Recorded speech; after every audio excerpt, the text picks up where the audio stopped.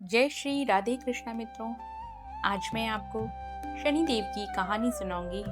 बोलिए शनि देव की जय, लक्ष्मी नारायण की जय। एक ब्राह्मण के सपने में रोज नीले घोड़े पर नीले कपड़े पहने शनि देव आते थे और कहते थे कि ब्राह्मण देवता मैं तेरे लगूंगा।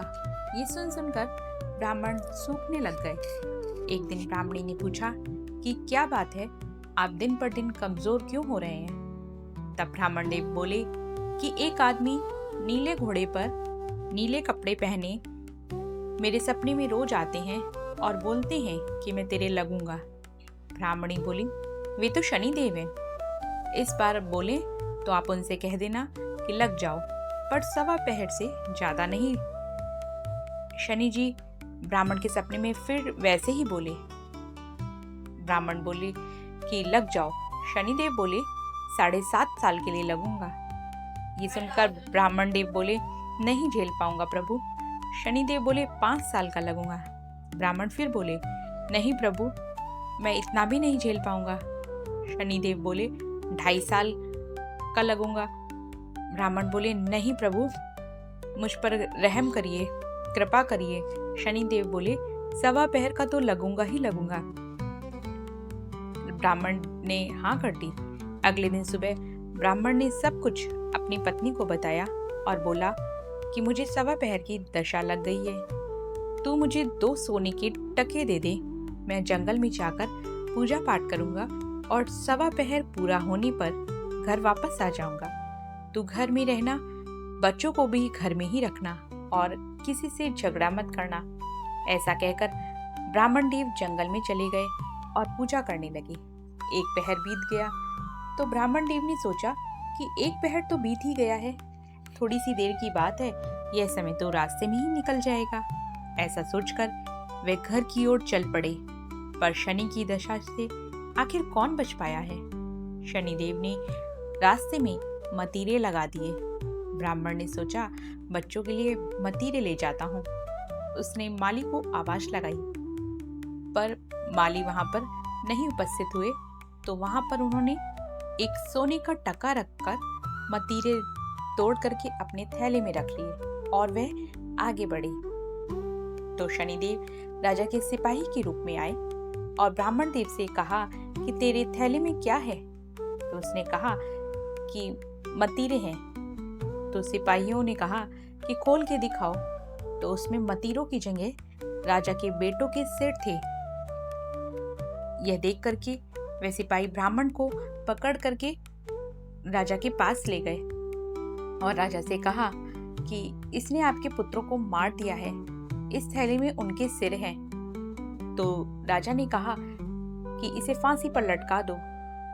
तो ब्राह्मण ने कहा मैं पूजा पाठ कर लूं, फिर मुझे फांसी दे देना, यही मेरी आखिरी इच्छा है। ये सुनकर राजा बोला ठीक है। जब ब्राह्मण की दशा का जो बचा हुआ समय था वो भी पूजा पाठ में बीत गया। इतने में ही राजा के बेटे शिकार खेल के वापस आ गए। तो राजा ने ब्राह्मण से बोला तूने ऐसा क्या किया है जो मेरे मृत बेटे भी जीवित हो गए? ब्राह्मण बोला मैंने कुछ नहीं किया, मुझ पर तो शनिदेव की दशा थी, यह सब उसका परिणाम ही है। राजा ने पूछा यह शनि की दशा लगने पर क्या करना चाहिए? तो यह सुनकर के ब्राह्मण देव ने कहा कि यदि शनि की दशा राजा के लगे तो काले हाथी का दान करना चाहिए, सेठ साहूकार को लगे तो काले घोड़े का दान करना चाहिए, यदि साधारण गृहस्थ इंसान को लगे तो काले कुत्ते को तेल की चुपड़ी रोटी खिलानी चाहिए और पीपल में जल सींचना चाहिए और कथा कहानी करनी चाहिए। राजा ने ब्राह्मण को छोड़ दिया। वे अपने घर पहुंचे तो उनकी पत्नी ने पूछा कि थैले में क्या लाई हूं? तो ब्राह्मण देव बोले बच्चों के लिए मतीरे लाया हूं। जब ब्राह्मण की पत्नी ने थैला खोला तो उसमें धन ही धन निकला। तो ब्राह्मणी ने पूछा इतना धन आप कहां से लाए हो? आपके तो शनि की दशा लगी हुई थी। ये सुनकर ब्राह्मण देव बोले जब दशा लगी थी तो मतीरे की जगह सिर कर दिए, फांसी पर लटकाने की तैयारी भी हो गई और जब उतरी तो शनिदेव की कृपा से मतीरे की जगह धन ही धन हो गया।